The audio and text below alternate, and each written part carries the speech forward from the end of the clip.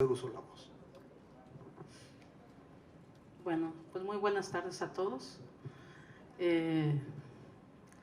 Bueno, yo quiero comentar y quiero decir que desde que se ganó el premio Corazón de León, yo no he visto ninguna mejoría. Cada vez es mucho más complicado el tema. Y lamentablemente quienes siguen pagando la consecuencia siguen siendo los hermanos migrantes.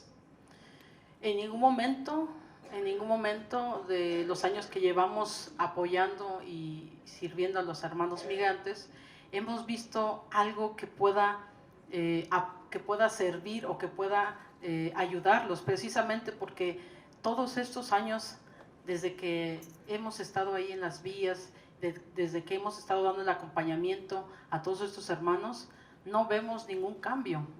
No hay cambios en las políticas migratorias, siguen siendo muy endurecidas, y este último, pues ahora sí, este año ha sido mucho más difícil y mucho más complicado el tema. Nosotros que estamos desde la zona podemos decir que en ningún momento hemos visto una mejoría, al contrario, estamos viendo más discriminación, precisamente en la ola de los migrantes, cuando empezaron a subir las personas. Nosotros creíamos que la gente iba a tener, pues ahora sí, como que dice, diferente visión al ver tantos niños y tantas mujeres, y lo único que nosotros pudimos ver es cuando se decía que Estados Unidos recriminaba a nuestros paisanos, pues vimos también la situación que también nosotros somos un país discriminatorio hacia los migrantes centroamericanos. Fue algo que no conocíamos, nos dolió muchísimo porque decíamos, nosotros los mexicanos no somos así. Y cuando vimos todo eso actuar, nos pegó muy fuerte, precisamente porque ignorábamos. Sí, ha sido muy difícil la situación para ellos, sigue complicándose, se sigue complicando, siguen pagando mucho más los hermanos migrantes, y lamentablemente no hay mejoría, no vemos ninguna mejoría, cada vez se endurece más, y el hecho de de haber militarizado la frontera sur, lo único que se está haciendo es exponer aún más la vida de los migrantes. ¿Por qué? Porque están tomando rumbos donde están siendo mucho más lastimados, ¿verdad? Están caminando por selvas, están caminando por mar, y ya estamos viendo esas panteras que se ven ahora sí en otros países, también las estamos viendo aquí en nuestro territorio, pues, porque muchos de ellos se están yendo por barca, ¿verdad? Se están yendo por las barcas. Entonces uno piensa en qué ha mejorado, qué se está haciendo. No hay ninguna mejora para ellos, y cada vez tenemos que voltear y ver a los que están ahí caminando día a día. Día a día están subiendo los migrantes. Sí ha disminuido el número, pero eso no quiere decir que ya paró la migración. La migración no va a parar con muros. Eso es algo que no tienen claro.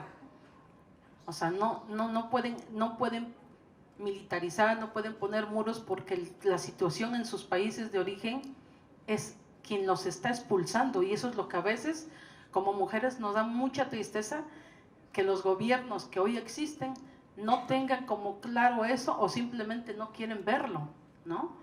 Y aquí el único que está pagando la consecuencia y el precio más alto siempre van a ser los más pobres, los migrantes, porque el sueño de ellos no es llegar a México y quedarse. Muchos de ellos añoran con llegar a Estados Unidos, precisamente porque en México el sueldo es muy raquítico.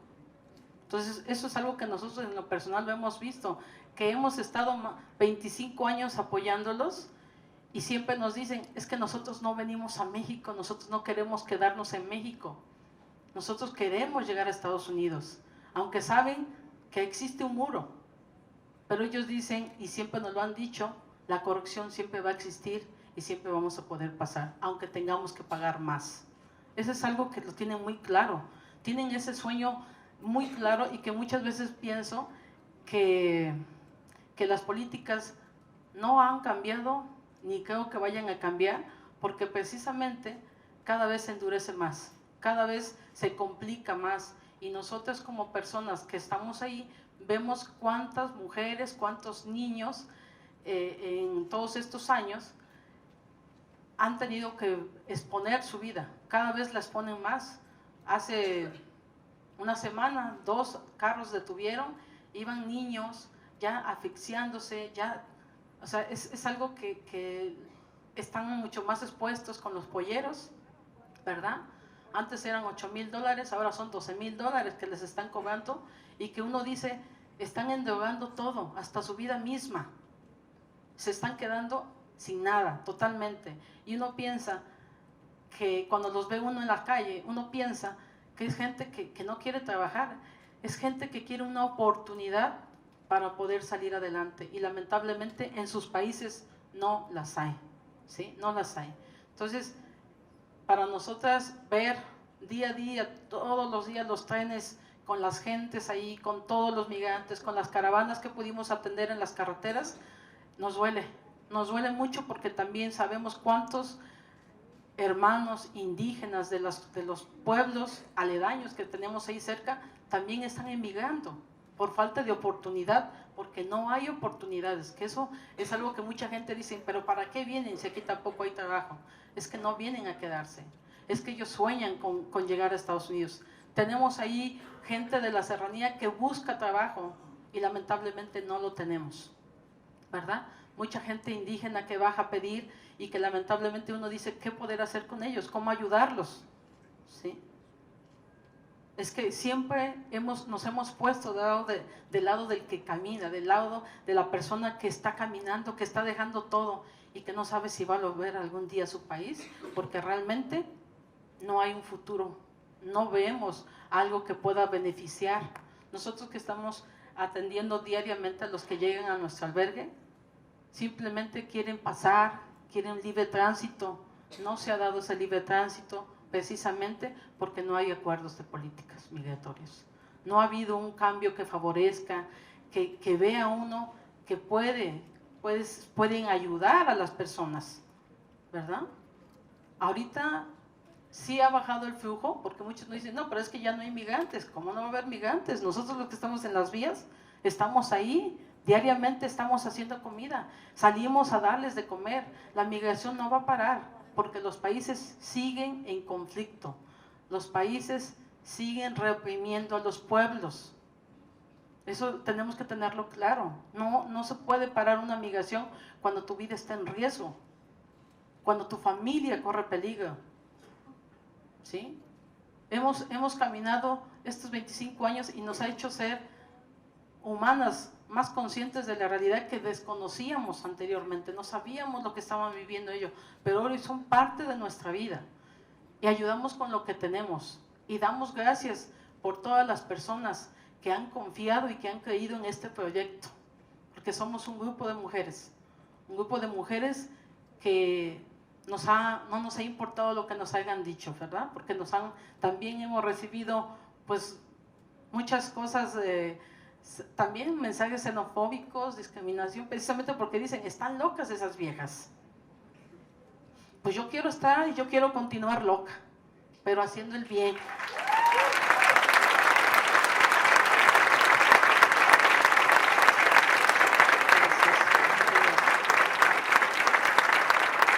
Gracias. Creo que si todos nos volviéramos locos, podríamos cambiar este mundo, porque volvámonos locos todos. ¿Sí? Los que parecen estar conscientes no lo están siendo, no están viendo la realidad de la migración. No solamente Centroamérica, es México. México tiene mucha migración forzada también. Lo que decía nuestros connacionales, decían los hermanos migrantes, es que ahí nos están cobrando el piso, es que ahí nos están obligando a dejar nuestras casas. Hoy México lo vive también, ¿verdad? Hoy México tiene ese problema de inseguridad, tiene ese problema de violencia. No podemos hacernos como que no estamos viendo, hay que ver la realidad que ya hoy se vive, y creo que es importante, ¿verdad? Yo ponía en ejemplo con mis compañeras, decíamos la presencia del presidente Evo Morales, ¿verdad? Fue muy recibido, ¿verdad? Pero ¿por qué no recibieron a todos los migrantes que han pasado por esta zona? ¿Por qué no fue tratado como los demás? ¿Sí? Entonces creo que si todos nos poniéramos del lado del otro, podríamos entender qué es la migración y cómo podemos ayudar a aquellos hermanos que verdaderamente están sufriendo momentos difíciles. Y nosotras las patronas seguiremos estando locas por ayudar a aquel que necesita. Muchas gracias.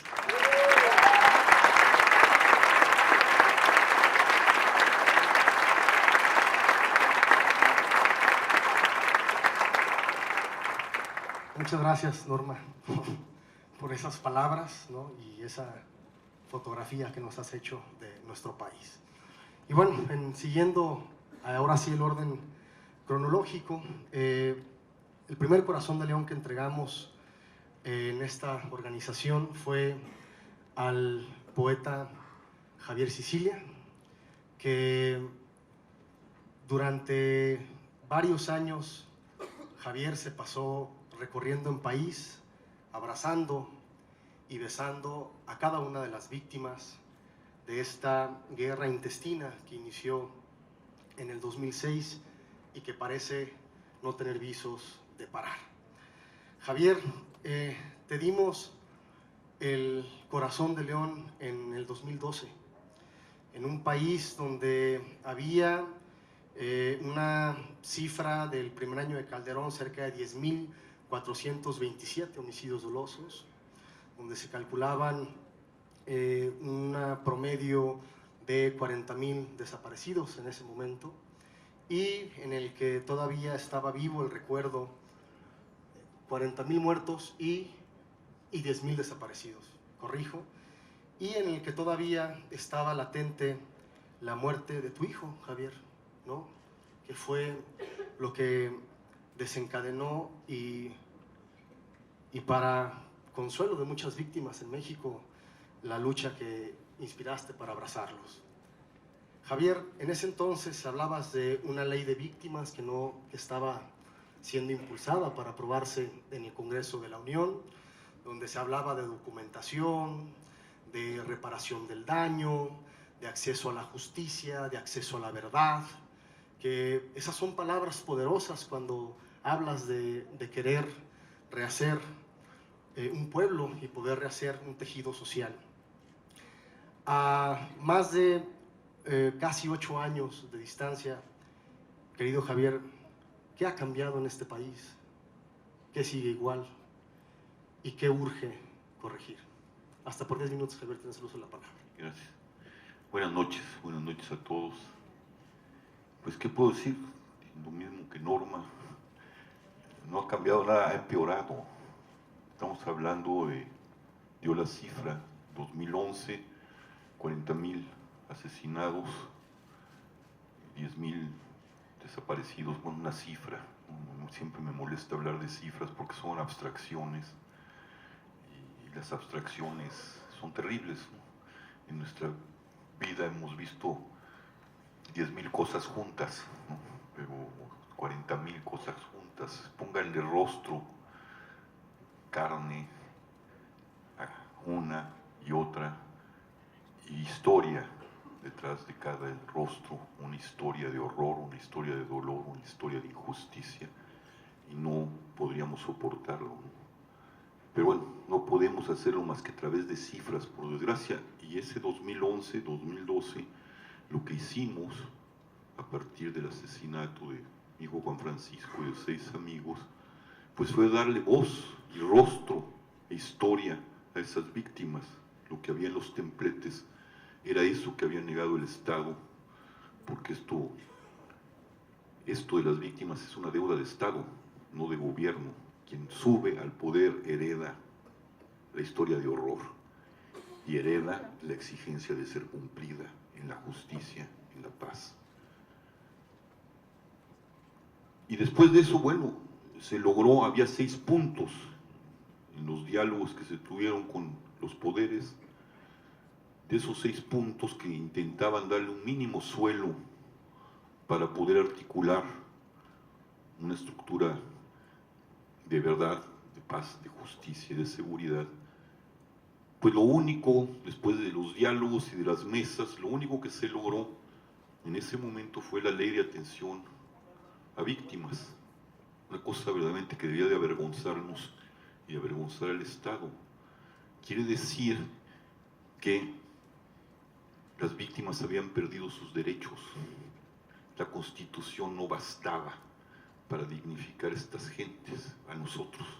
Tuvimos que construir una ley agregada a la de la Constitución para volver a decir que las víctimas éramos sujetos de derecho, ¿no? Porque estaban no solo doblemente victimizadas, asesinadas, desaparecidas por el crimen organizado o por el Estado, porque todavía tenemos que saber la cifra que no tenemos clara de los crímenes de desaparición forzada por parte del Estado, que es muy alta, los crímenes de asesinatos cometidos por el Estado. Eso siempre ha quedado como al margen, la cantidad de, ¿cómo le llaman estos? De falsos positivos, porque el ejército no mide por justicia, mide por bajas. El ejército mata, el ejército es la violencia extrema, el ejército es el estado de excepción en las calles, y aunque lo disfracen de lo que quieran, es estado de excepción. El ejército, cualquier cosa que digan que el ejército puede respetar derechos humanos es una falsedad. No conozco ejército alguno, porque cuando sale es para la guerra, que respete derechos humanos. Todavía nos falta esa historia, ¿no? Y la ley de atención a víctimas se constituye después, me dices, ¿no?, con el aparato que la debe de articular, que es la Comisión de Atención a Víctimas, la CEAV, que no ha funcionado. Napoleón, se le atribuye esta frase a Napoleón, dice: si quieres que algo no funcione, crea una comisión. Y lo estamos viviendo. O sea, la Comisión de Atención a Víctimas, además, y esta ley que nos debe de avergonzar, más que elogiar, ¿no? Y la Comisión de Atención a Víctimas, pues no está funcionando precisamente, no sirve para gran cosa más que para lavarle al Estado y al gobierno la cara, ¿no? Pero las víctimas se siguen acumulando, el horror se sigue acumulando. Y entonces, como no hubo la voluntad política, no hubo la manera de poner estas, porque es una comisión, es una institución extraordinaria, es una institución que no se puede quedar allí para siempre. Está hecha para atender lo extraordinario que estábamos viviendo desde ese entonces, que son los asesinatos, los desaparecidos, los feminicidios, todo lo que tiene que ver con el crimen y con el horror que desde ese momento empezamos a padecer de formas cada vez más brutales. Peña Nieto no hizo nada, hizo la ley, la destrabó, porque además el canalla de Calderón, como no quería que fuera una ley, quería que fuera una ley del delito. Nosotros dijimos: no es una ley, es una ley de atención a víctimas de la violencia y del abuso del Estado. Y no le gustaba la idea de que protegiera los derechos humanos, ¿no? Porque quien violenta los derechos humanos no son los criminales, esos asesinan, hacen otras cosas, pero quien está encargado de la custodia de los derechos es el Estado. Y el Estado es el que violenta, y entonces hay violación a derechos humanos. No hizo absolutamente nada. Calderón intentó con esto y tapar un poco el horror con esta ley que nunca operó y que además la mandó a una controversia constitucional que destraba Peña Nieto. Y tampoco hicieron nada y siguieron acumulándose el horror hasta que llega la atrocidad de Ayotzinapa, que todavía no se resuelve. Y que lo que diga el presidente, lo que diga, fue el Estado, no el gobierno, el Estado, ¿sí? No lo hizo el presidente, pero es responsable como jefe de Estado de esa atrocidad, y es una atrocidad del Estado. Entonces tenemos que deslindar cosas con respecto a eso, y no vemos muy claramente hacia dónde va. Y entonces surge otra cosa que nos debe de avergonzar: la ley de búsqueda, la ley de desaparición, con su comisión, la comisión de búsqueda. El presidente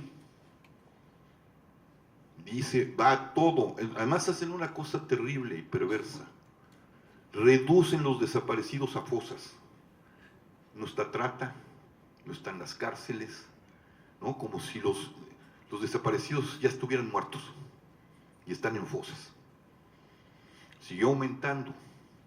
Estamos hablando ahorita de cerca de 300,000 asesinados. El número de desaparecidos no sabemos, no nos han dado la cifra este gobierno y seguimos manejando una cifra anterior que es con la que termina y una cifra que hay que ponerle en cuestionamiento, 40,000. Este año, estamos hablando de 2011, lleva 4 años en el gobierno Felipe Calderón, 40,000 asesinados, 10,000 desaparecidos.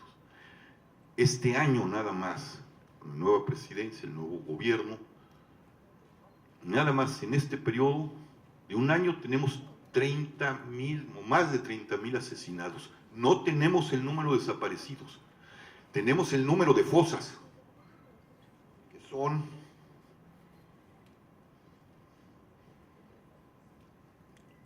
522 fosas. Imagínense lo que hay allá, los CEMEFOS hasta el tope. No hay una política de Estado para atender los CEMEFOS. Y estas son 522 fosas clandestinas. Nosotros intervenimos hace 3 años, descubrimos fosas de la Fiscalía, donde hemos, en Tetelcingo, un pueblito de este tamaño, en Cuautla. Había 116 cuerpos enterrados por el Estado. No sé si los mataron, pero los desaparecieron, el Estado. Sin necropsias, sin el menor protocolo. Hay una foto, la pueden bajar del internet, entre la fosa de la Fiscalía de Morelos y una fosa de los Zetas, no había diferencia alguna. Y uno se pregunta, ¿quién le enseñó a quién a desaparecer? ¿El Estado al crimen organizado o el crimen organizado al Estado? Quienes inauguran esto son los Zetas. Y los Zetas, recuerden que son elementos del ejército,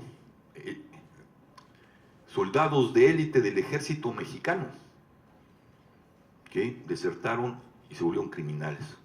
Bueno, antes eran criminales legales, pero ahora se volvieron criminales ilegales, ¿no? Y las fosas son. Si eso es verdad, y es verdad, entregamos 11 cuerpos, hay 2 que todavía no se entregan. Hay otra atrocidad en Jojutla que todavía no se terminan las fosas, de intervenir esas fosas. Y recuerdo que el gobernador Graco dijo en ese entonces, es una práctica común de las fiscalías. Si es una práctica común de las fiscalías, y creo que es real, además de las 522 fosas, hay que abrir todas las fosas de las fiscalías de los estados. Allí hay desaparecidos también. Nada más a nivel de fosas. De ese tamaño es la bronca. Lo que hace este gobierno, el gobierno de la 4T, y está público, es algo que esperanzó a todos. Asumió la tragedia humanitaria que no habían asumido los otros, habían sido obligados, y asumió la emergencia nacional. Y públicamente, 14 de septiembre de 2018, pactó una agenda de justicia y paz basada en la justicia transicional. No sé si me da tiempo de hablar de la justicia o lo dejamos para más al rato. Con un montón de instituciones creadas, ya nombré la Comisión de Atención a Víctimas, la Comisión de Búsqueda, extraordinarias para atender el tema y construir una política de Estado profunda, basadas en la justicia transicional y tejidas con estas instituciones que van al garete.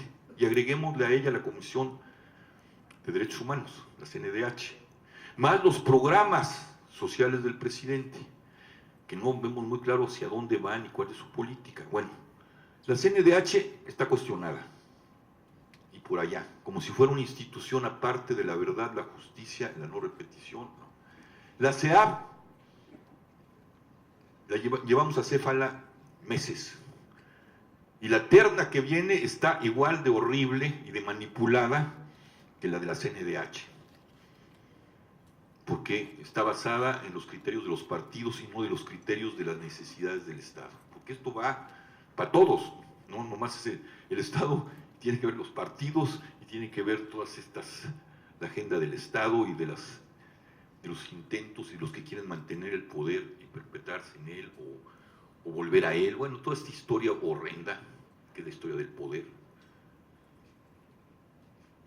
Y la comisión de búsqueda, que el presidente dijo todos los recursos y todo el apoyo, tiene 43 elementos para atender nada más las fosas, los desaparecidos y las CEMEFOS, 533 fosas.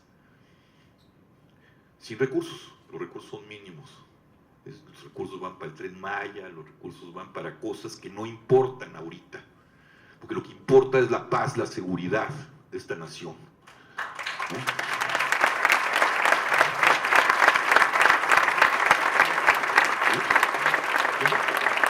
Con esto cierro, ya tengo tiempo. Esa es la agenda, y es una agenda a la que le dieron la espalda. Ahí están los documentos que trabajamos con la Secretaría de Gobernación, a los cuales no atendieron, y salieron de ahí para crear esta cosa intangible, pero que tiene rostro de ejército, que se llama la Guardia Nacional, y a reducir otra vez la seguridad, la paz y la justicia a un ejército raro, sin dientes. Ya tuvimos la horrenda payasada de Culiacán, ¿no? Que se sale, no, es que era para derramarse. No, el problema no es lo que hicieron, está bien lo que hicieron, el problema es por qué tuvieron que llegar a eso. Falta de inteligencia, desprecio, ¿no? Termino con esto, ¿no?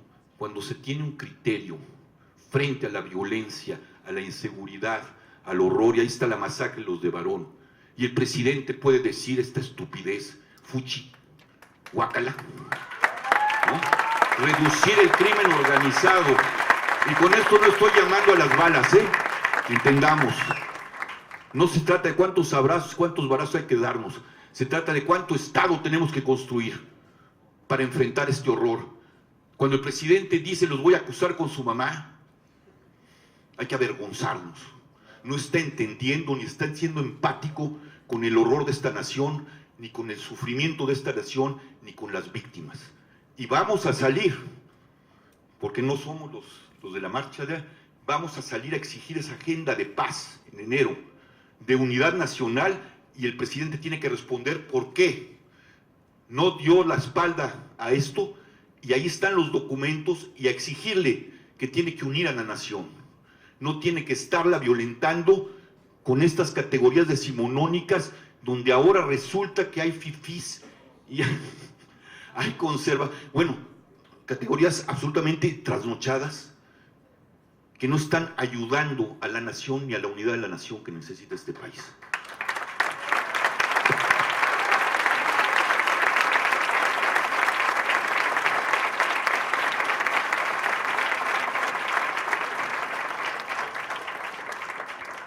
Muchas gracias por sus palabras, don Javier, fuertes, pero creo que necesarias. Hay que hablar claro, ¿no? La verdad es la verdad, y quien oculta la verdad hay que acusarlo de alto precio. De acuerdo.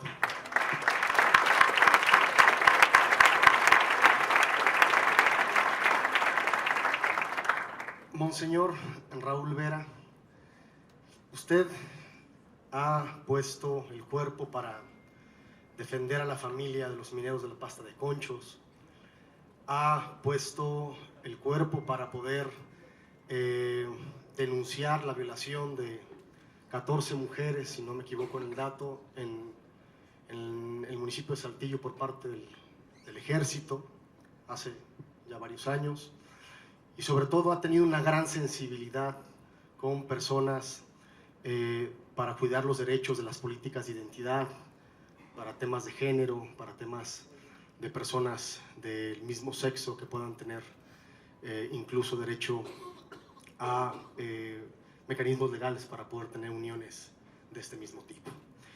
A la llegada, Monseñor, quiero darle nada más unos datos para poderle pasar el uso de la voz. A la llegada de este nuevo gobierno, han propuesto una agenda de izquierda que se trata de lo siguiente, lo voy a decir muy rápido.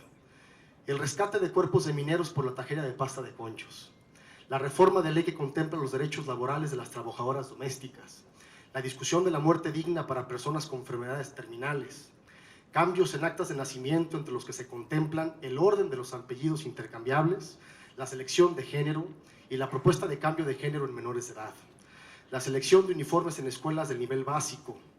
Algunos de estos mecanismos se han replicado incluso en la credencial del lector. Las iniciativas de interrupción legal del embarazo aprobadas en Oaxaca y San Luis Potosí, la apertura al diálogo con las víctimas de las guarderías de ABC y Ayotzinapa, la discusión por la despenalización de la marihuana estancada actualmente en el Congreso de la Unión, la terna integrada completamente por mujeres para ocupar la vacante en la Suprema Corte de Justicia de la Nación, esta segunda nominación, la implementación de un sistema de seguridad social de carácter universal, la creación de la Comisión Nacional de Búsqueda, ya mencionada por Javier, y las marchas de colectivos feministas. Sin embargo, se han presentado contrastes, algunos de ellos son la iniciativa de interrupción legal del embarazo en Nuevo León, el recorte de recursos y faltas de reglas de operación o incluso la desaparición de programas sociales como las guarderías, los refugios para las mujeres víctimas de la violencia, programas de detección de cáncer, programas productivos y de apoyos a mujeres indígenas y trabajadoras, reducción presupuestal a cultura, ciencia, investigación y educación, y el muy tan llamado, mal llevado proceso de la elección del nuevo ombudsperson de la CNDH. Dando este contexto, Monseñor, repitiendo la misma dinámica, este país ha mejorado en las agendas que usted ha defendido a lo largo de estos años, ha empeorado, cuáles son los pendientes y sobre todo, qué es lo que tenemos que poner más atención. Hasta por 10 minutos, Monseñor, le doy el uso de la palabra. Yo quisiera decir que en el 2012 que yo recibí este galardón del Corazón de León, empezó en ese año a funcionar aquí un juicio llevado adelante a través del capítulo México por el Tribunal Permanente de los Pueblos. El Tribunal Permanente de los Pueblos es un tribunal que creó fue creado por personas que formaron parte de los tribunales Russell. Los tribunales Russell fueron fundados por Bertrand Russell y por Jean-Paul Sartre, dos filósofos del siglo XX muy reconocidos. Y su primer juicio lo hicieron de la guerra del Vietnam, la intervención de Estados Unidos, la invasión de Estados Unidos a Vietnam para atacar al sistema comunista, y con todas las atrocidades que allí cometieron. Después también hicieron juicios de las dictaduras militares en América Latina. El Tribunal Permanente de los Pueblos, pues, tiene una experiencia muy prolongada. ¿Y por qué estoy haciendo referencia al Tribunal Permanente de los Pueblos y su resultado? Su resultado, después de 500 audiencias que se llevaron a lo largo del país, en un rubro de 10, en un número de 10 rubros de violaciones a los derechos humanos por categorías, a trabajadores, mujeres, comunicadores, los jóvenes, en fin, eran núcleos, vamos a decir, poblacionales, núcleos de ciudadanos en distintas actividades dentro del país, pero también, hablando de los jóvenes, pues el sector cuyo futuro se está cerrando. ¿Por qué enfoco las cosas desde este tribunal? Porque este tribunal, en su sentencia final, reclama una violencia directa contra el pueblo mexicano de parte del Estado, en donde entran todas las instancias que se supone que deberían defender la seguridad pública de nosotros. Entra el ejército, entra la Policía Federal, entra la Marina, entran las policías estatales y las policías municipales. Esa es violencia directa, llevada adelante por el Estado mexicano contra el pueblo. Y luego existe una violencia estructural que consiste en una serie de reformas a la Constitución de 1917 para facilitarle la entrada al capital internacional para saquear nuestros derechos, para saquear nuestros recursos, para facilitarles el acceso a todo aquello que les pueda satisfacer, dañando el medio ambiente, como son las industrias extractivas, especialmente la minería, y cerrando la puerta a nuestro mercado interno, cerrando la puerta a nuestra producción interna, dejando a la intemperie nuestros centros financieros, porque están en manos del poder internacional, nuestros centros financieros, los bancos. Entonces, escuchando a Javier, de cómo se está haciendo una serie de intervenciones, pero no son una serie de intervenciones sin seguir una estructura lógica, sin seguir una estructura, digámoslo así. Voy a decir una barbaridad. Hay una serie de una política de maquillaje en donde pues se está simulando unas mejoras al derecho de nosotros los mexicanos, pero no se está tocando el fondo, que son toda la destrucción que denuncia el Tribunal Permanente de los Pueblos. El Tribunal Permanente de los Pueblos tomó de los años en que, desde 1994 a 2014, que es cuando da su sentencia final, pero aquí el tribunal empieza a sesionar, repito, en el 2012 empieza en Ciudad Juárez. Y en el resultado del tribunal aparece lo que acabo de decir, que la impunidad en que se ha dejado actuar al crimen organizado, la impunidad de 2000 de homicidios que existen, la impunidad en la que se han dejado las desapariciones forzadas en este país, es una estrategia de control de población. Una estrategia de control de población para que se pueda hacer con toda facilidad lo que ha permitido la desregulación de nuestros derechos en la Constitución. Simplemente, por citar dos de las más graves, que es la Ley Federal del Trabajo, y que es, bueno, todas están graves, el que quitarle a la nación la propiedad de sus energéticos, y también todo lo que se ha hecho para desregular la protección del medio ambiente, para que estén haciendo todo lo que hacen. Nosotros allá en Coahuila lo vemos, todo lo que está sucediendo, todo lo que se hace. Entonces, así no vamos a salir. Cuando yo repito, cuando yo recibí aquí el premio, estábamos trabajando en el Tribunal Permanente de los Pueblos, que dio su sentencia final el día 15 de noviembre de 2014. Y en esta sentencia final juzga al gobierno mexicano, no un gobierno corrupto, sino como un gobierno criminal, que ha utilizado la violencia de todos los medios que tendríamos que tener para nuestra seguridad, como todos los que enumeré, pero me faltó decir que en esa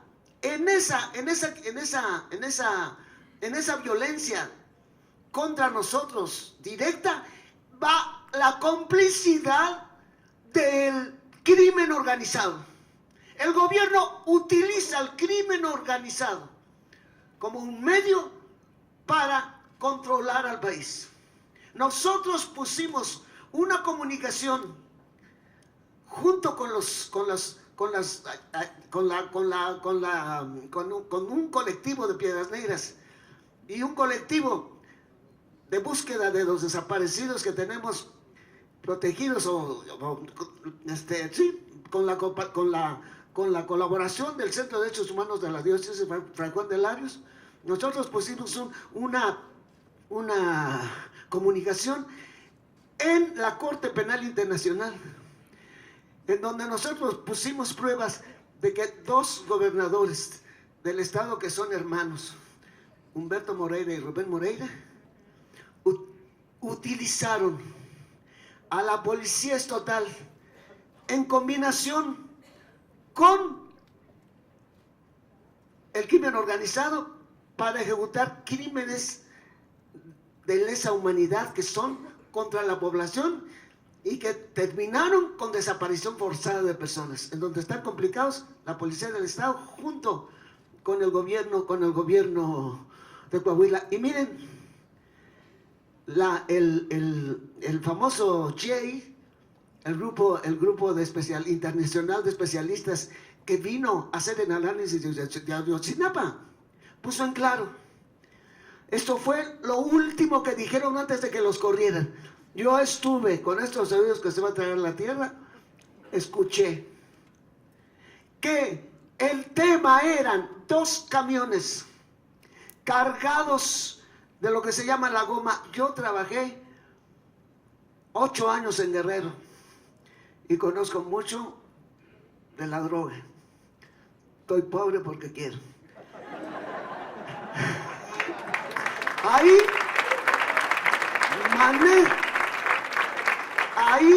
manejan la producción de la amapola y que se le llama goma, lo que sale de la amapola, que cuando ya sale del cáliz de la amapola y le da el aire, se convierte en una masa viscosa que parece una goma, hagan de cuenta, no la plastilina, sí, es goma, y le llaman la goma.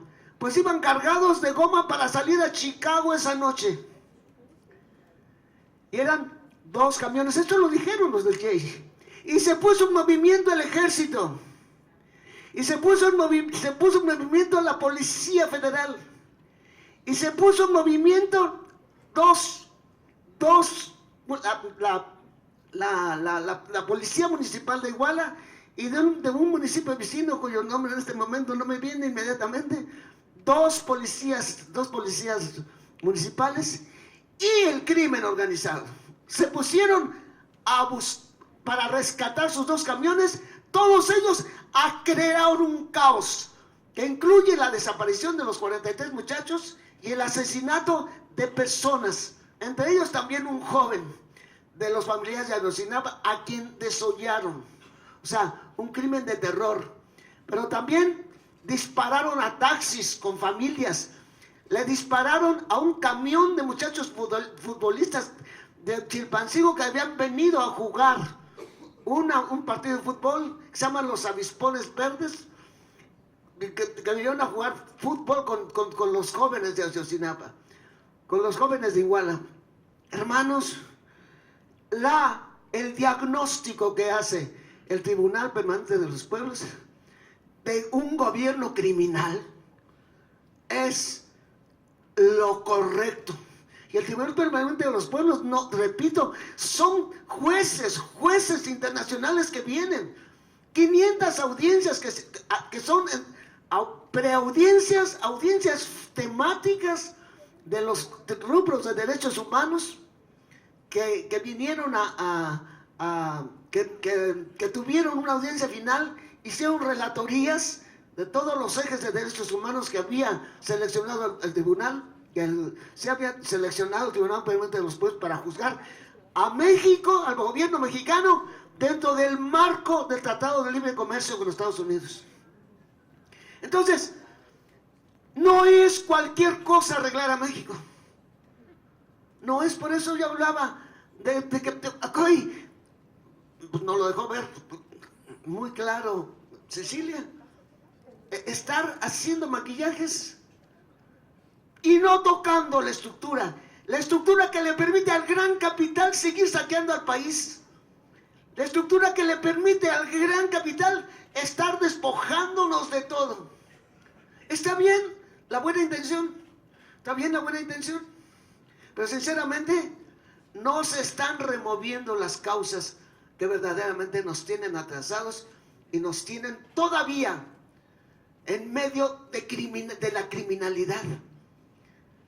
Como decía también, así ya no se cuelga de mí tanto, más Cecilia, decía Cecilia, sí, lo que se está haciendo a no enfrentar la justicia para que lleguemos a la verdad de la paz, no nos va a sacar del hoyo en que estamos metidos, y la prueba es la altísima criminalidad que todavía existe en el país.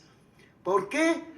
Porque hay que remover lo estructural que ha sido destruido de nuestra Constitución. Porque hay que remover también la estructura de un gobierno que no es corrupto, sino es criminal, en donde todas las bases siguen las mismas.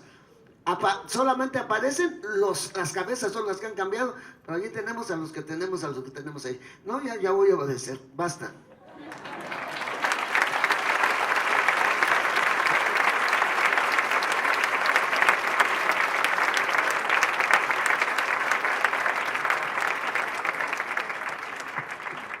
Muchas gracias, Monseñor Raúl Vera, que nos pone también un tema pendiente, que es todo lo que hay debajo de las estructuras del crimen organizado que siguen intactas y que va a tardar años en poderlo cambiar.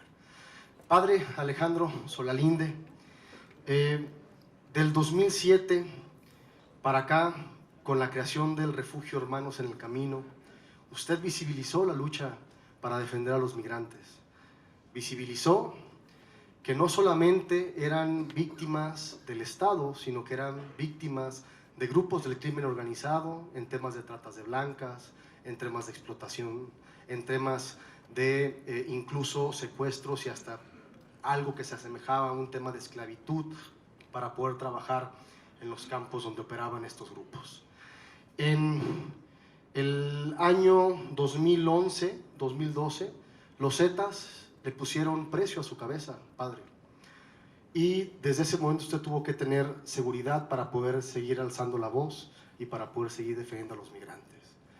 Padre, del 2012 que le dimos el galardón Corazón de León y que incluso también fue Premio Nacional de los Derechos Humanos en ese mismo año, ¿cuáles son los pendientes que tiene este país? Sabemos que hay un nuevo paradigma, un cambio de gobierno en el que usted es un defensor y un creyente de este cambio. ¿Qué es lo que nos espera el país con este nuevo gobierno? Y sobre todo, ¿cuáles son las agendas que hoy usted ya ve que se están transformando? ¿Y cuáles son las que están pendientes? Y de nueva cuenta, ¿cuáles son las que cree que tenemos que poner más atención? Hasta por 10 minutos, padre, le cedo el uso de la palabra. Bueno, pues buenas noches a todas y a todos. Gracias por venir y participar de esta mesa de reflexión.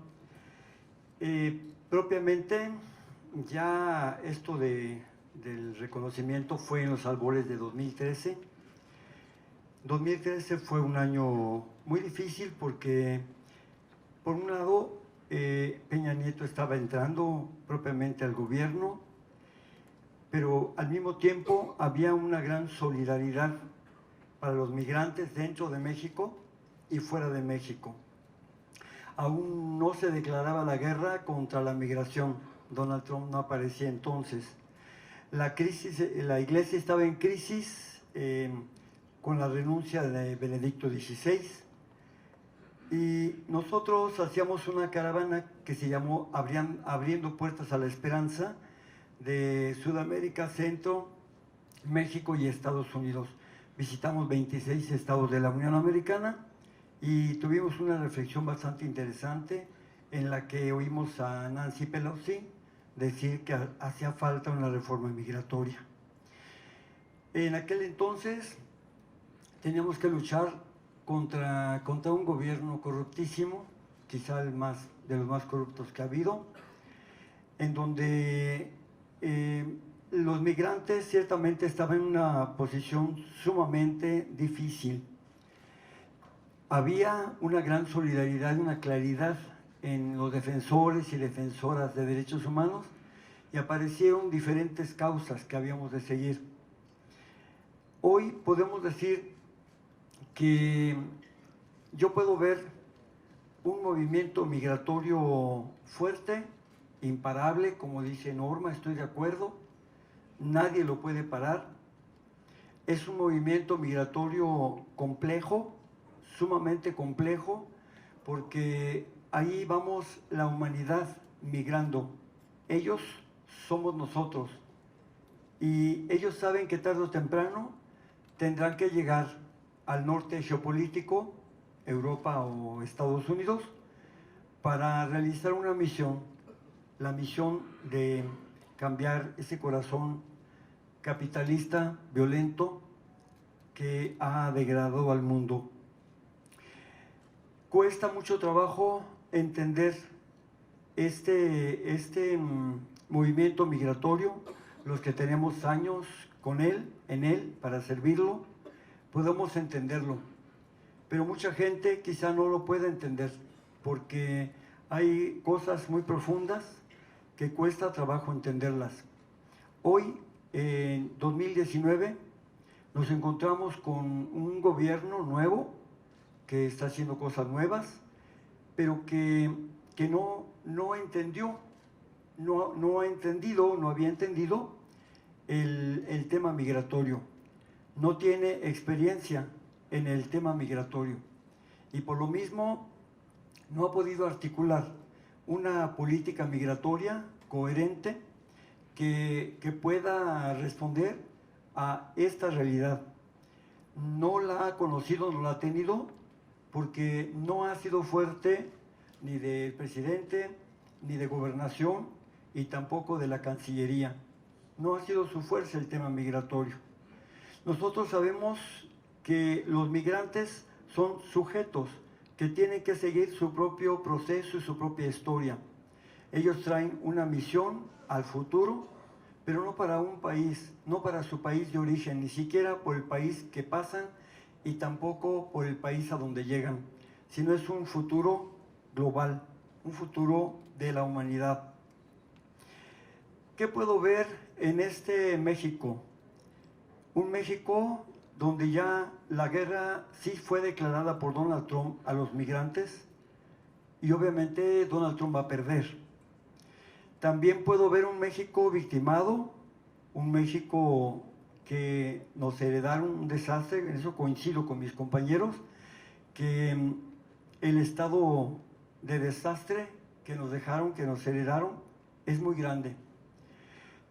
Necesitamos entender el cambio que pretende este gobierno.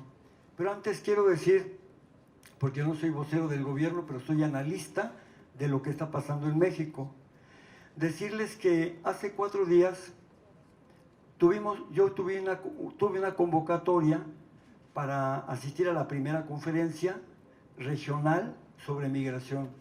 Y me llamó la atención, la tuvimos en Tuxtla Gutiérrez, y allí en Tuxtla Gutiérrez estuvo el subsecretario de Gobernación, estuvieron los mandos y directores, coordinadores de todo el gobierno en los 3 niveles de servicio público. Y ahí presentaron un plan que yo había estado pugnando. En este año yo he estado diciéndole a todos en el nivel que se necesitó, que necesita escuchar a la sociedad civil. Necesitamos escuchar a las casas del migrante, a los albergues, para construir juntos con la academia, unas políticas públicas que no existen, porque no hay esas políticas públicas. Al fin, no por mí, pero se dio esta idea y se van a realizar, porque todavía no es, se van a realizar 4 o 5 conferencias más en toda la República Mexicana para tratar el tema migratorio. Y finalmente se va a lograr una conferencia nacional. ¿Con qué objetivo? Bueno, de lograr hacer políticas públicas serias para las personas migrantes. ¿Quiénes las van a hacer? Todas las casas del migrante, los albergues, los migrantólogos, la academia, ¿verdad? Todas las personas que tienen experiencia en migración lo van a hacer. Pero eso es cosa pendiente.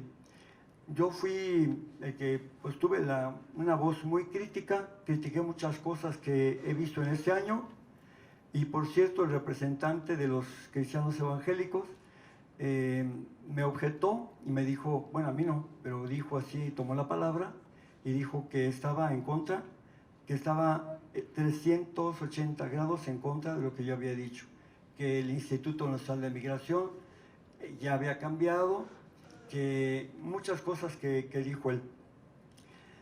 Hay una cosa que yo quiero compartirles, y esa es la esencia del cambio que yo veo en este gobierno. Primero, decirles que no es fácil cambiar en un año las cosas. 2, que es importante tener la conciencia de la corresponsabilidad para aportar, para poner propuestas para este gobierno. ¿Cuál es el cambio sustancial que yo estoy viendo en él? Primero, yo quiero decirles que, sin ambaje alguno, que me siento muy orgulloso del presidente de la República que tenemos. Lo digo en Jalisco, me siento muy orgulloso. Y les voy a decir por qué. Porque este hombre no le gusta el dinero, es un hombre con una honestidad a toda prueba, pero además está haciendo un gran cambio, y este es lo esencial de él. Analicen esto que les voy a decir. Durante los años anteriores, los gobiernos anteriores, oligárquicos, se confundían los empresarios con el gobierno con los empresarios, y quien ganaba eran los poderes fácticos. Yo sé, poderes fácticos capitalistas. No es fácil desembarazarse de esto, pero ¿qué está haciendo el presidente Andrés Manuel? Primero, está separando bruscamente el gobierno de estos poderes fácticos capitalistas. Y palabras más, palabras menos, les ha dicho, aquí hay un gobierno, ustedes no tienen por qué gobernar. Y después, parar esa dinámica oligárquica de que toda la riqueza iba para 15 familias en el país. Ahora no va a ser así. Todo el dinero, lo que se está ahorrando, lo que se está capturando de no permitir la delincuencia, no, sino la corrupción, todo va para la gente, todo va para los pobres, todo. Los que antes no contaban, los que antes no eran tomados en cuenta, ahora están recibiendo todo eso indirectamente. En otras palabras, tenemos el primer presidente que tiene como sujeto al pueblo. Todos somos pueblo, pero el pueblo olvidado, el pueblo de abajo, ese pueblo es ahora el que ha reconocido el jefe del Ejecutivo.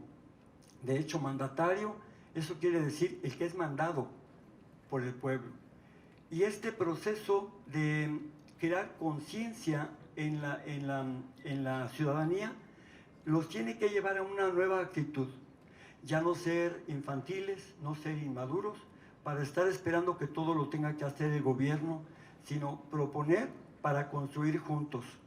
Nosotros venimos de dos instituciones que nos han tenido en esa inmadurez y en ese infantilismo. Gobiernos autoritarios y una iglesia también autoritaria, porque sí ha sido así. Entonces, lo que está haciendo prácticamente todo este año, ustedes obsérvenlo, analícenlo, y es Andrés Manuel, el presidente, se está dirigiendo a todos, respeta a todos, pero tiene una prioridad. Esa prioridad son los pobres, es la gente, es el pueblo, es a quien él se dirige. Él no quiere, no usa modas, ni le gustan cosas especiales, porque el pueblo no necesita eso. Él sabe que a él es el que hay que informarle, todos los días le está informando a toda la gente, pero sobre todo al pueblo. ¿Qué va a pasar cuando de verdad el pueblo se la crea?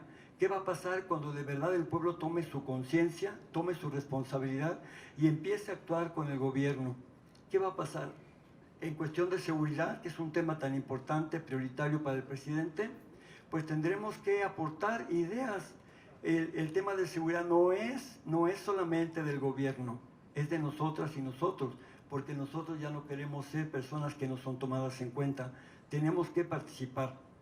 Ese es para mí el gran cambio que yo he visto en lo que está haciendo. Por eso este presidente es el primero que dejó de rendirle cuentas a la oligarquía, a las 15 familias, a la gente de arriba y, por qué no también, perdón, pero a la alta jerarquía, para dedicarse de verdad a servir al pueblo. Y en este contexto podemos esperar que el año 2020, yo tengo esa esperanza, con la participación de las casas del migrante, de los albergues, de todos los que tenemos esa misión, podamos contribuir para generar políticas públicas para ellos, pero también una vida más en paz para nosotros. No es fácil revertir todo el daño que se ha hecho, esto hay que entenderlo, pero si tenemos voluntad y ayudamos y proponemos, creo que vamos a salir adelante todas y todos.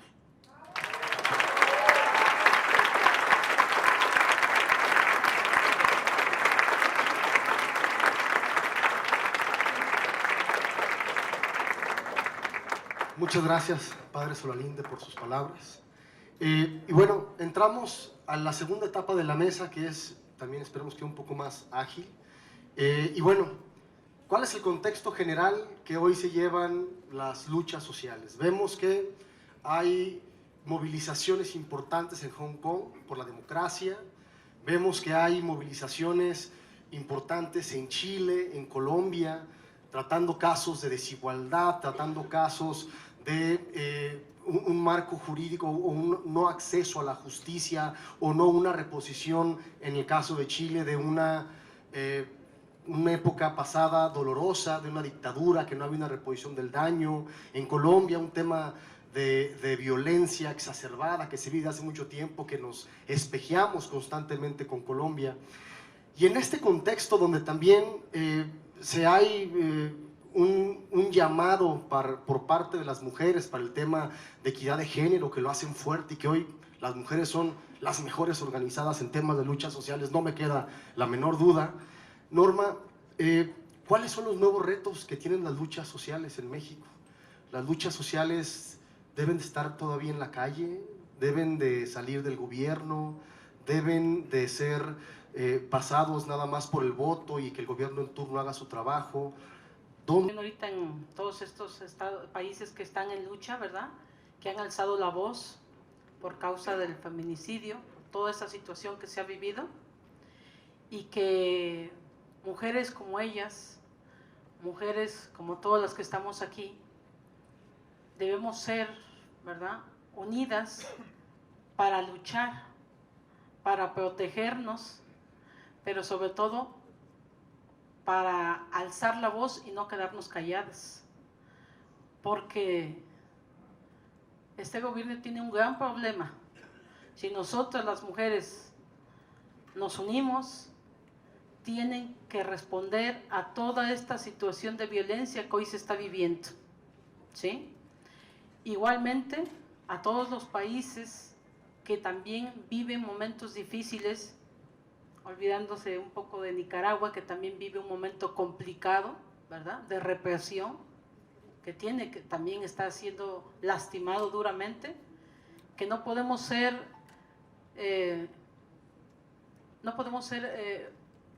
hacernos como que no está pasando nada, pues porque está pasando, porque lo estamos viviendo, porque hoy en día nosotras como mujeres nos estamos preguntando, ¿qué más nos va a faltar? ¿Qué más nos falta para podernos poner y alzar la voz todas juntas.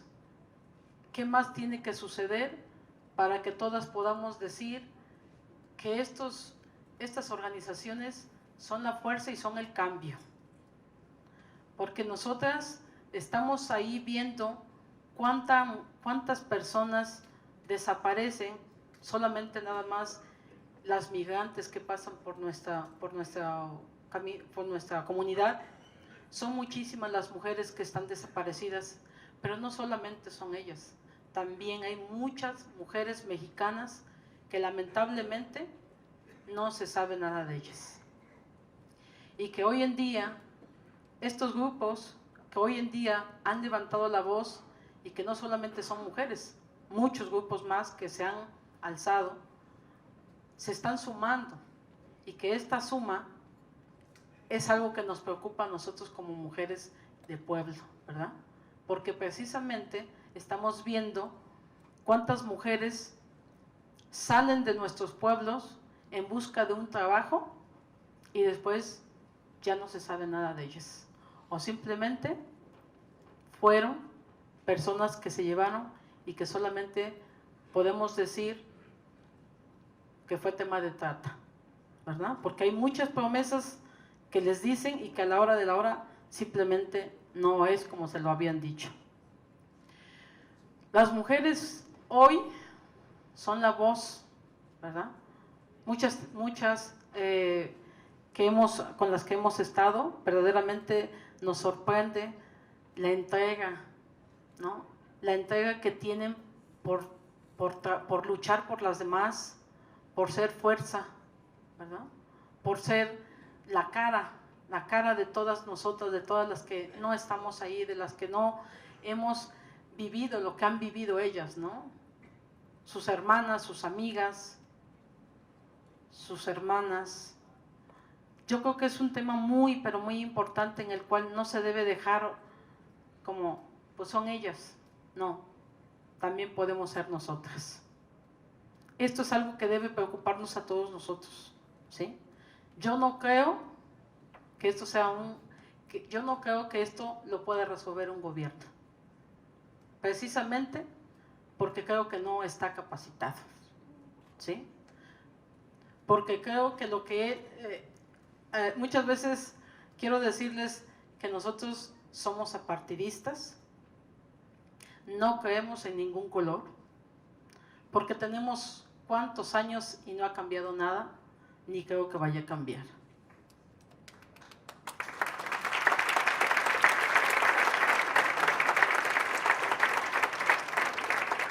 El cambio se va a dar cuando cada uno de nosotros nos pongamos la mano en el pecho, seamos más humanos, seamos más conscientes y sobre todo que seamos realistas de lo que estamos viviendo, porque muchas veces pareciera que no pasa nada y está pasando mucho.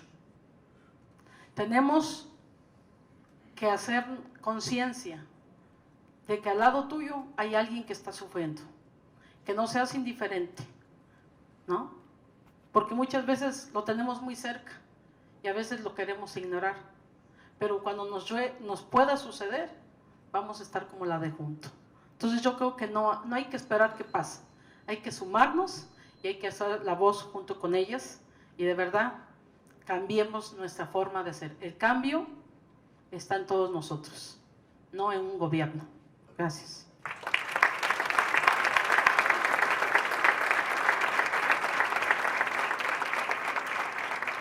Padre Solalindo, ahora para empezar en orden cronológico, pero al revés.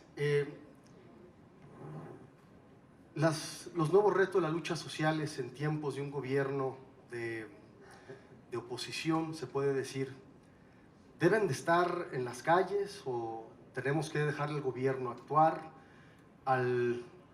Parafraseando un poco a Víctor Trujillo, al poder se le revisa o al poder se le aplaude. ¿Cuáles son los nuevos retos de las luchas sociales hoy en este país desde su punto de vista, padre? Bueno, yo lo que estoy viendo, y coincido con Norma, es que estoy viendo en este nuevo gobierno algo que nunca se había visto en esa cantidad, algo más que una paridad de género. al menos yo lo que he visto del presidente es un gran cariño por las mujeres y en todo lo puedo ver. Simplemente ayer en el informe dijo el dinero para las escuelas va a llegar, pero puse una condición, que la administren las mujeres, porque las mujeres son más honestas. Yo diría, saben mejor administrar las cosas, pero bueno. Yo creo que las mujeres tenemos nosotros, una gran esperanza, y son exactamente esos sectores más castigados los que tienen que emerger para hacer un país nuevo. Yo sueño con que tal vez para 2024 tengamos una mujer presidenta de la República. Yo creo que ya toca, ¿sí?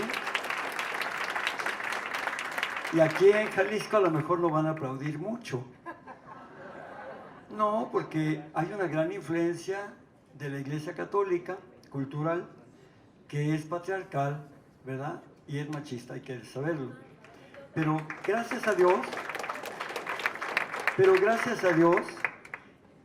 por parte al menos de la Iglesia Católica, tuvimos del 6 al 27 de octubre pasado un sínodo, el sínodo de la Amazonía, celebrado en Roma, donde por fin se abrió la Iglesia al debate de la participación de la mujer. Hay que estar muy atentos, claro, esta es apenas la puerta abierta y el debate. Pero yo sí creo que las mujeres, no creo yo en el feminismo a ultranza, no, porque eso no nos ayuda mucho. Tenemos que saber que no tenemos que estar unos contra otros, al contrario, creo que tenemos que construir juntas y juntos. Yo estoy viendo un país que no es que esté polarizándose, ya está polarizado, ya está dividido, y estamos divididos desde hace mucho tiempo. Por eso es importante que nos unamos para construir. El presidente Andrés Manuel es un presidente que yo he visto, y fíjense, hay gente que me dice, el padre Solalinde ya cambió, porque ya no está en contra del gobierno, ya no critica, ya no sé qué. Oigan, espérate, pues ya no estoy con Peña Nieto, ni estoy con Calderón, ¿sí?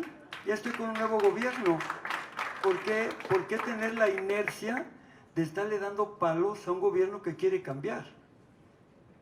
Si no fuera Andrés Manuel honesto, ya lo hubieran encontrado muchas cosas. No le gusta el dinero, ama a la gente, su cariño es de la gente y siempre está con ella. Yo creo que el gran reto que tenemos, fíjense cuál va a ser. Yo sí creo que haya personas, yo no las etiqueto, pero sí creo que haya personas conservadoras, sí, que les cuesta mucho trabajo entender los cambios. De derecha, yo entiendo de derecha, persona que está a favor del statu quo, que no le cuesta trabajo cambiar. Izquierda, hay de izquierdas de todo, desde una izquierda de café, ¿verdad?, hasta una de que de verdad puede cambiar algo. Pero la izquierda está cambiando el statu quo. La izquierda está tratando de cambiar el estado de cosas para que haya justicia, para que haya inclusión, para que haya igualdad. Todo esto, estos valores, yo los estoy viendo precisamente en el presidente. Y si no baja, es porque la costa abajo, ese elefante que él se ha quejado, muchas veces pues cuesta trabajo. Y no es un elefante que no quiera cambiar.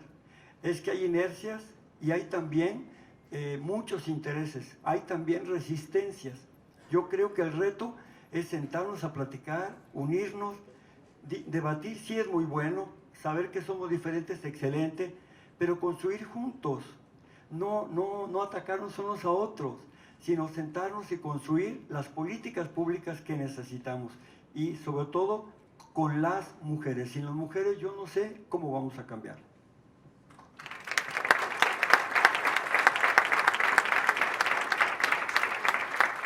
Muchas gracias, padre Solalinde. Monseñor Raúl Vera, sabemos que también usted ha sido un impulsor de un nuevo constituyente en el país. Preguntarle si es parte o si es propicio el día de hoy, con el contexto que vive el país, en pensar en una nueva Carta Magna, en un nuevo pacto social y, bueno, repetir la pregunta, ¿cuáles son los nuevos retos de las luchas sociales? Hasta por 5 minutos, padre, tiene Bueno, uso la voz. aquí le voy a poner una chicharra. De eso hablé yo hace un rato. Hablé de que hay reformas estructurales a la Constitución que le han quitado todo lo que esa Constitución nos protege.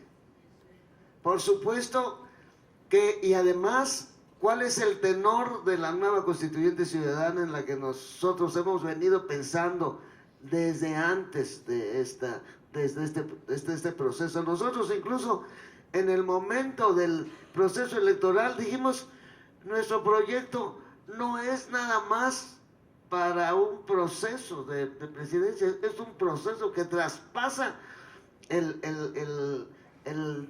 año electoral, lo dijimos siempre cuando nos preguntamos. Entonces, esto, como está pensada la Constituyente Ciudadana, por eso se llama Constituyente Ciudadana, es la maduración política del pueblo.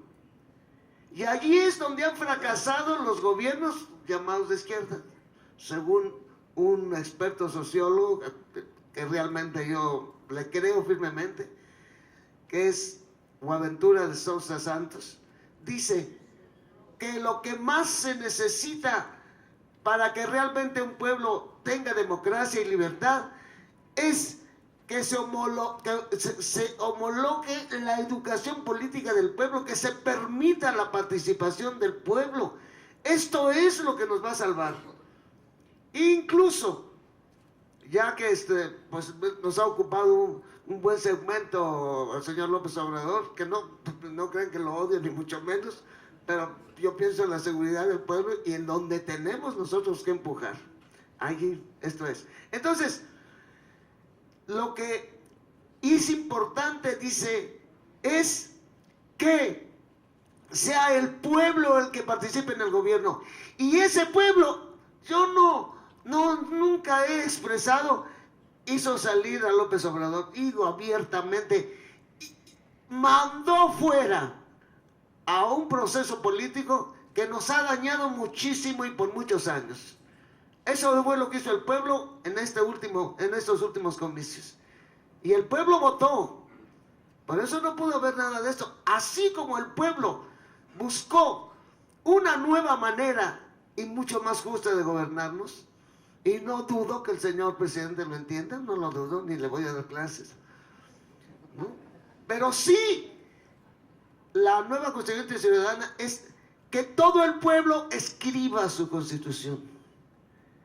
Y allí, en ese ejercicio de pensar unos en otros y en el beneficio de todos, cambiar un régimen. Yo, sinceramente, desde que estaba la campaña del señor López, del señor presidente, decía yo, ¿y de dónde va a sacar tanta gente que entre ahora en la administración pública para que realmente las cosas cambien y se vuelvan verdaderamente en un gobierno democrático y de justicia? Es muy difícil, es muy difícil. Y esto es lo que dice el señor de Sousa Santos, dice, han gobernado con élites, pero la base no ha cambiado, la base y los hábitos, y esos pueblos que querían, y pone ejemplos del fracaso de gobiernos con buena voluntad, de una salida por el nivel social. Allá hace un análisis, se va de países europeos y de países en América Latina, dice, a la hora de la hora, ni siquiera las reformas para controlar los medios de comunicación no pudieron. Fue a base de los medios de comunicación como tumbaron a la señora Dilma allá porque yo estuve en un tribunal de conciencia ahí, en Brasil. Fue a base de los medios de comunicación como lo echaron para abajo con el famoso impeachment que le pusieron. Y ahí va todo para atrás y ya tienen a Bolsonaro ahí, la ultraderecha espantosa espantosa, que ni un palmo de tierra para los indígenas en la Amazonía. Así habla este señor. Entonces, cuidado, yo tengo ese pendiente, y sí es hoy más que urgente que todo el pueblo tomemos nuestro lugar. No, yo no me gustaría ver que una revolución, que me gustaría ver caminando a nuestro pueblo, haciéndose dueño de su país y de su pueblo. El Papa en la Basílica dijo que México vuelva a ser de los mexicanos, con todo lo que han vendido los anteriores pueblos que aquí tenemos. Esto es...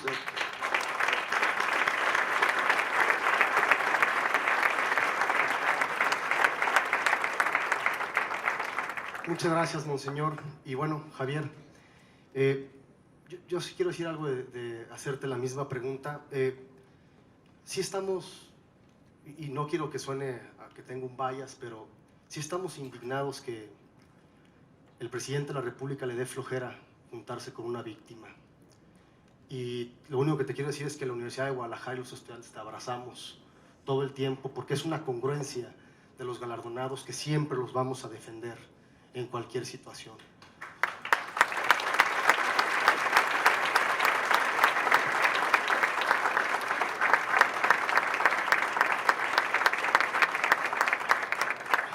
Javier, vamos a las calles, dejamos el voto de confianza al gobierno, aplaudimos o revisamos. ¿Cuáles son los nuevos retos de la lucha social para ti, Javier? La coyuntura, voy a hablar de la coyuntura porque el tema es duro, estamos en una crisis civilizatoria, y esto quiere decir que, nomás lo esbozo, las instituciones, sean de izquierda o de derecha, administradas por la izquierda o la derecha, están desfondadas. Las instituciones que nacieron de la Revolución Francesa, del pensamiento ilustrado, ya no funcionan, y ese es el problema de esta crisis, y que se manifiesta en la violencia o en el malestar ciudadano. Pero ese es el tema amplio. En el orden de la coyuntura, pues hay que entender que los gobiernos son desmesurados. Quien llega al poder se desmesura, pierde su proporción y se extravía. No conozco ningún poder que no se extravíe. La función del ciudadano es señalar de sus extravíos. Es decir, donde la política perdió el sentido ético, los compromisos, la ciudadanía tiene que salir a recordárselos. En el caso de la violencia es un doble juego. El presidente se comprometió con una agenda que no ha cumplido. La cumplió. Es decir, no sé si hay una agenda de seguridad, no está clara, ¿no?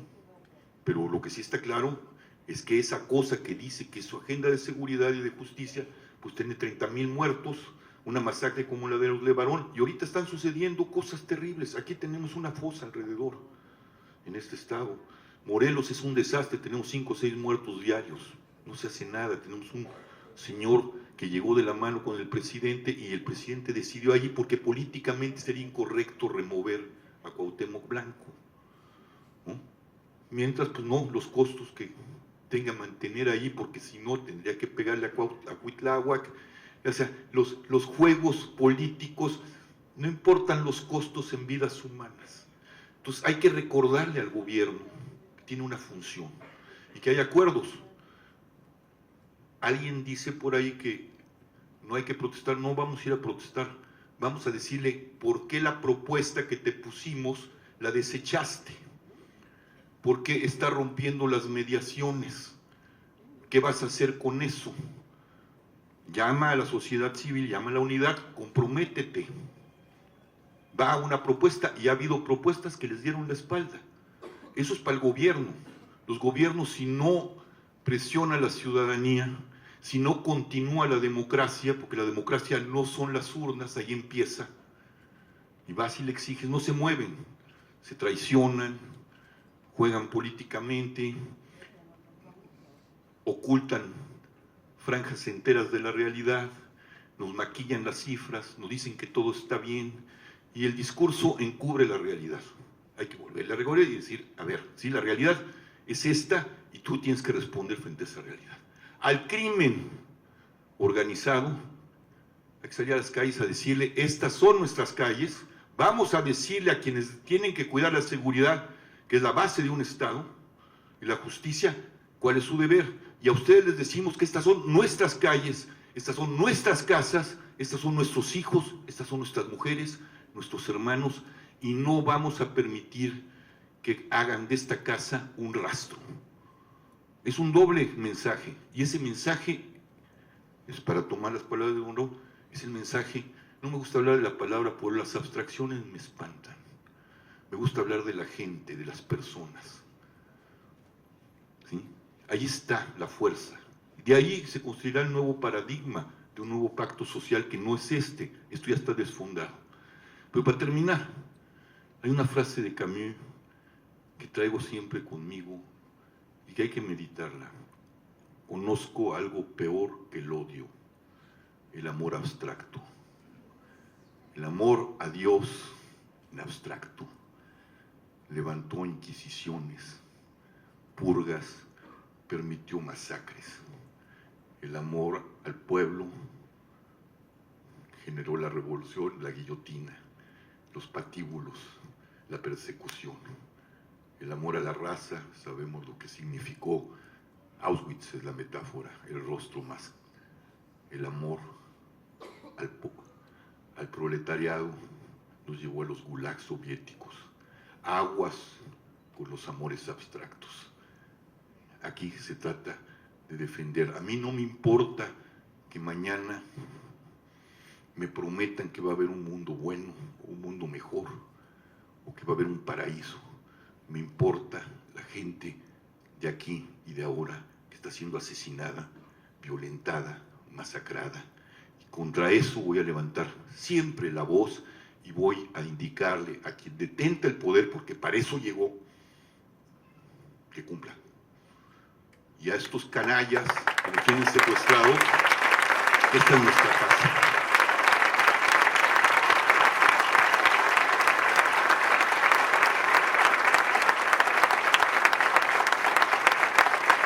Bueno,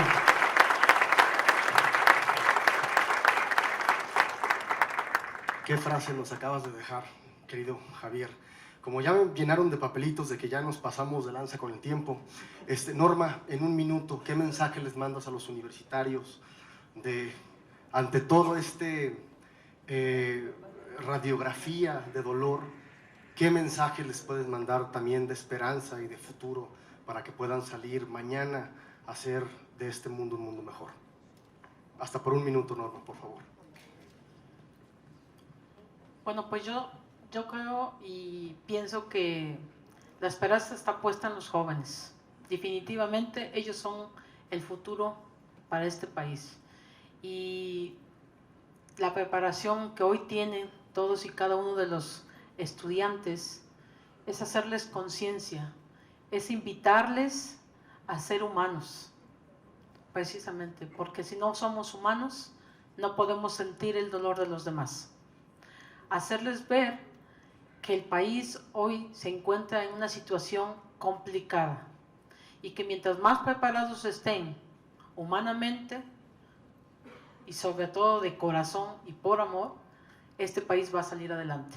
Pero está en sus manos, nosotros seguiremos luchando y alzando la voz, pero siempre sepan que los jóvenes no están solos.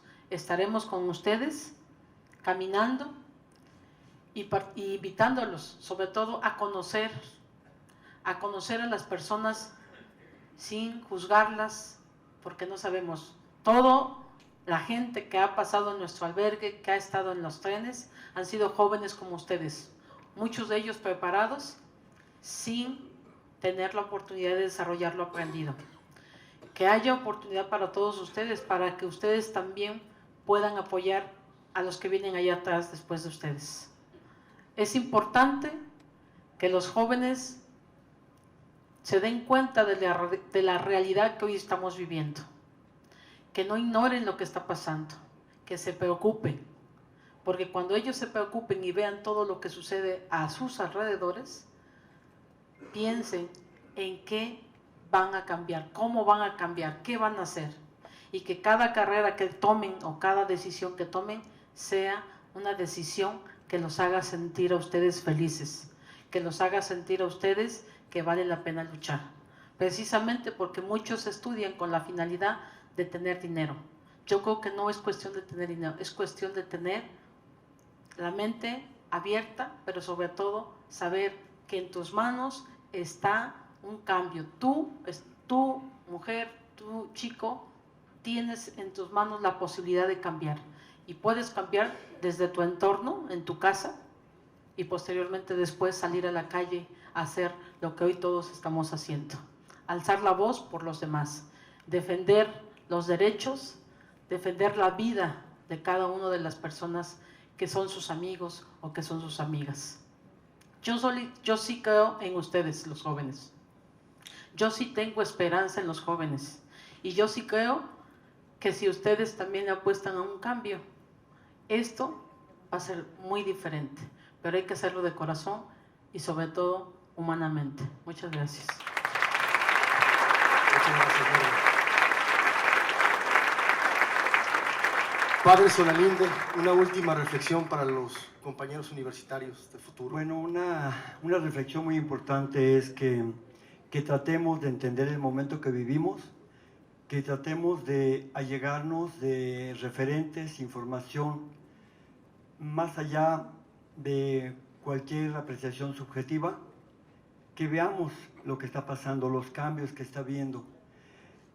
Los esquemas, los parámetros antiguos no nos sirven, las cosas generales no nos sirven para tratar de entender el momento que vivimos, porque se está empezando un gobierno inédito, una cosa nueva, y uno de los ejes precisamente, yo ya mencioné a las mujeres, son los jóvenes de todos los regímenes anteriores, solamente los habían masacrado, perseguido, olvidado. Un eje importante de este nuevo gobierno, que es de todos, porque no es de Andrés Manuel, es de todos, son los jóvenes. Yo pienso que tenemos que crecer, tenemos que madurar, tenemos que reeducarnos y ver desapasionadamente lo que está pasando.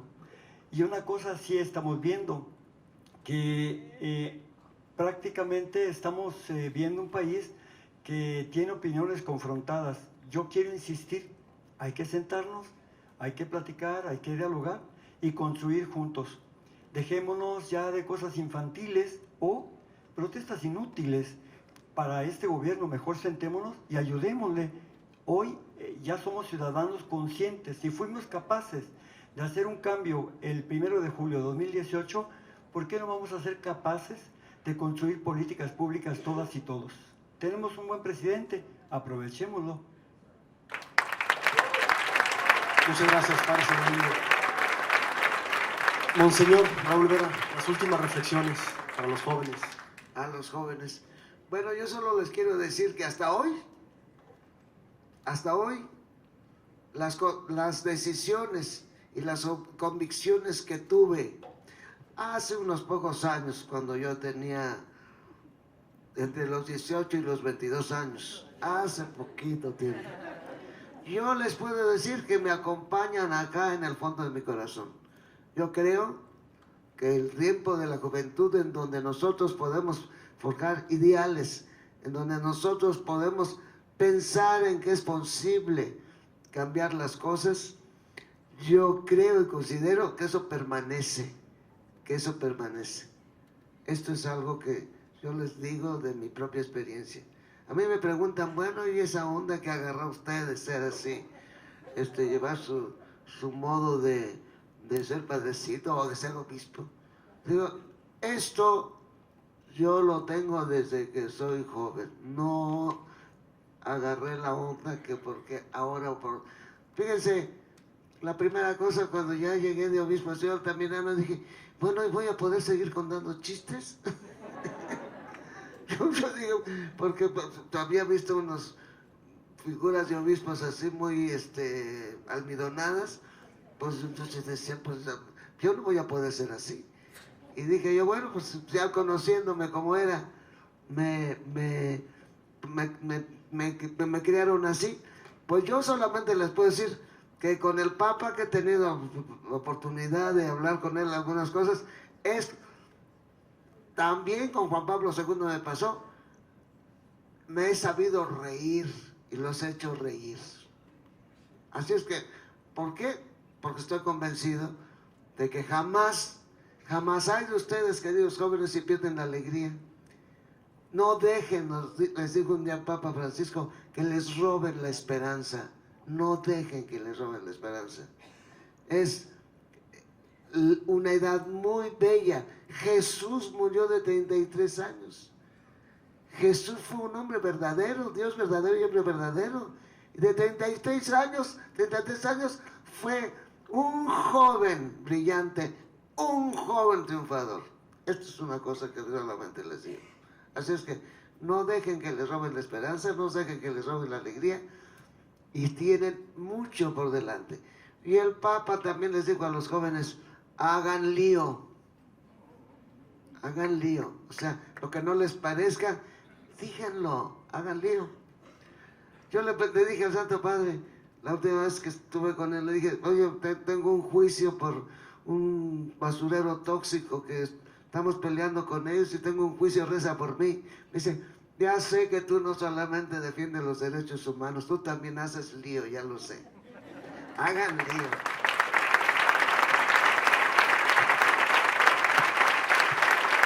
Muchas gracias, monseñor. Don Javier, una última reflexión a la comunidad universitaria. Pues yo que ya se ha dicho todo, les hemos robado su presente con malas políticas, con esta crisis civilizatoria.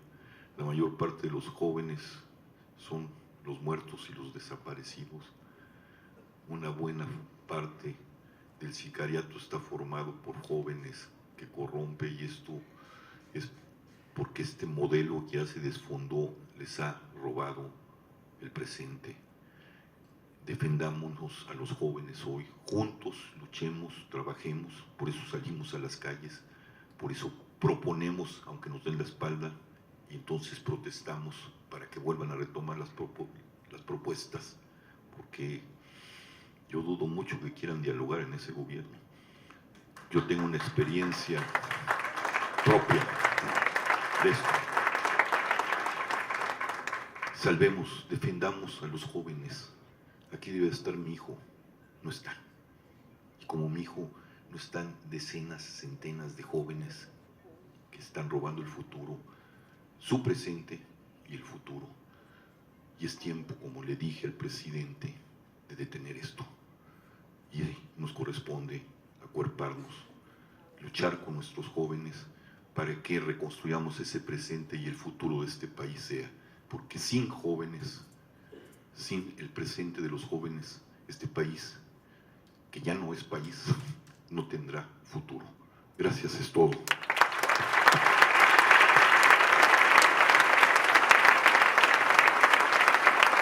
Bueno, a mí no me resta más que agradecerles, agradecer al público, pero sobre todo, Padre Solalinde, Norma, Javier, don Raúl, tener un diálogo en un mundo polarizado, creo que nos abre la posibilidad de tener más paz que guerra. Les agradezco infinitamente que hayan aceptado esta invitación y los llevamos siempre en el corazón. Muchísimas gracias a todos.